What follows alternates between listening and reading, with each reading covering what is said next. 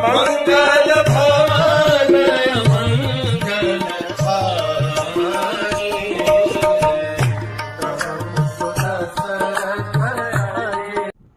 अरे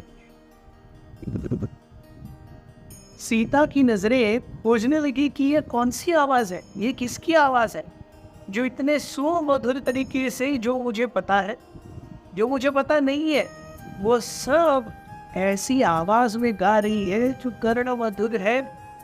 उस आवाज को सुनते ही लगता है कि उस आवाज को राम से प्रेम है, वो राम का दूत है। ये कौन व्यक्तित्व है? सीधा तुरंत झाड़ियों में से वो बहुत घना वृक्ष का उसे देखने लगी, देखने लगी, कुछ नहीं दिख रहा है। थोड़ी खोजबीन करने के बाद सीता वो दिखती है, दो पत्तियों के बीच में से एक छोटे से वानर का चेहरा बाहर आता है और उस वानर ने स्मितहास्य किया। जैसे ही सीता माता उसे देखती है, हनुमान जी तुरंत झपक करके नीचे चले आते हैं और एक बहुत ही हल्के दबे पांव से वहां पर छलांग मारते हैं। हनुमान जी सीता के सामने आकर के बहुत छोटे हो गए, और छोटे, ताकि कोई उनको पहचान न सके। हनुमान जी का साइज सीता की एड़ी के जितना ही हो गया, बस the size of the heels of mother Sita, that's it. इतने छोटे थे और हनुमान जी देख रहे सीता को, सीता देख रही है हनुमान जी को। हनुमान जी का शरीर सुंदर था, वानर का था, लेकिन उस छोटे से शरीर में भी ऐसा लग रहा था जैसे बहुत शक्ति, टूट शक्ति फूट फूट के भरी हुई है। ये व्यक्ति कुछ भी कर सकता है। लेकिन जैसे ही सीता ने हनुमान को देखा, उनके मन में प्रश्न उठे, क्या ये रावण की और एक चाल तो नहीं है? क्या ये सही में एक बंदर है जिसे मैं ट्रस्ट कर सकती हूँ, जिस पर मैं विश्वास कर सकती हूँ? क्या फिर से रावण मुझे लुभाने के लिए और ललचाने के लिए तो नहीं आया इस रूप में? तो जैसे ही सीता ये सोचती है, तुरंत उस वानर से हनुमान जी से कहती है रुको।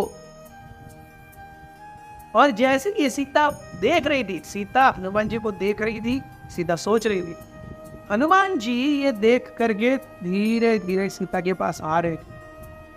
सीता ने तुरंत अपनी आवाज एकदम कठोर करी और कहा, वही रुको रावण, अगर तुम सोचते हो कि तुम इस प्रकार से मुझे भूल दे सकते हो और मुझे पा सकते हो, तो ये तुम्हारा भ्रम है।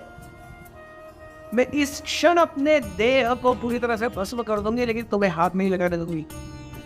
एंड हनुमान जी वाज ज़ैप्ड, क्योंकि हनुमान जी ने अपनी पूरी कोशिश की थी, अपनी पूरी ताकत लगाई थी, अपने पूरे चित्त के सोने से प्रभु राम के प्रति समर्पण की भावनाओं को, प्रभु राम के प्रति शरणागति की इन पूरी इच्छाओं को पूरे हृदय में ला करके सीता के मन में बैठने का उन्होंने प्रयास किया।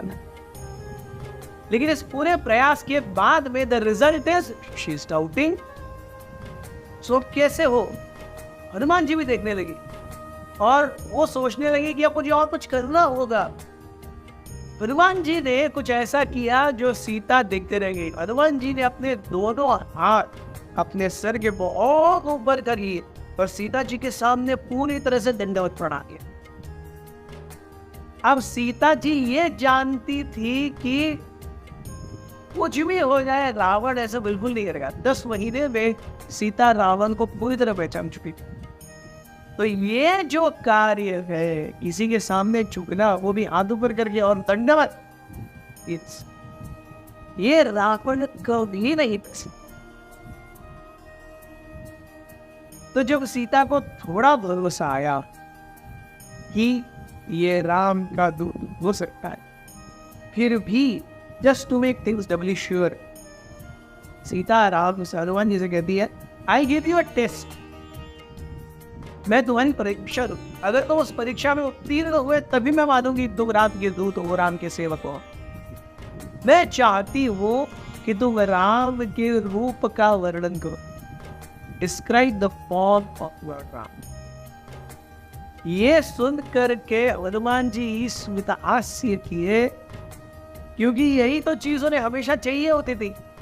यस, सो भगवान का गुणगान करना इससे अच्छा और क्या है। लेकिन प्रभु राम के स्वरूप को किसी भौतिक रूप में या किसी भौतिक उपमा में हम कैसे मान सकते हैं।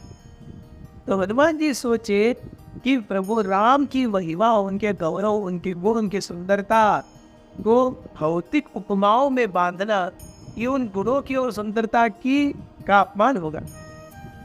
लेकिन अगर मैं नहीं बोलूंगा कुछ तो सीता को भी मुझ पर विश्वास नहीं होगा। So with very, very choicest words, with a heart full of devotion, with a faltering voice, गद्गद वचनों से हनुमान जी राम के सुंदर स्वरूप का वर्णन करते हैं। और ये कैसा वर्णन है अद्भुत, ये लोग सुनेंगे कल। बहुत बहुत धन्यवाद।